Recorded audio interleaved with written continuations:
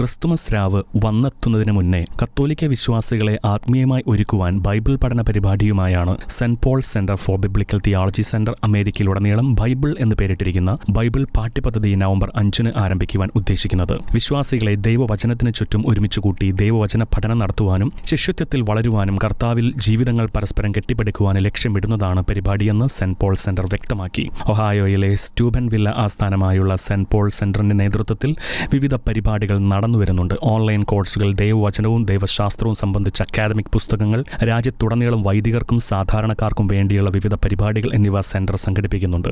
ബൈബിളിൽ പ്രാവീണ്യമുള്ള വൈദികരുടെയും ആത്മായരുടെയും ഒരു പുതിയ തലമുറയെ വളർത്തിയെടുക്കുവാൻ ശ്രമിക്കുകയാണ് തങ്ങളുടെ ലക്ഷ്യമെന്ന് സെന്റ് പോൾ സെന്റർ വ്യക്തമാക്കി. അമേരിക്കയിലുടനീളം ബൈബിൾ പഠനം എന്ന പാഠ്യ ആവിഷ്കാര പദ്ധതിയിൽ ആയിരക്കണക്കിന് ആളുകൾ ഒരേ സമയം പങ്കെടുക്കുന്നതിനാൽ ഇത് അമേരിക്കയിലെ ഏറ്റവും വലിയ ബൈബിൾ പഠനമാകുമെന്നാണ് സംഘാടകരുടെ പ്രതീക്ഷ.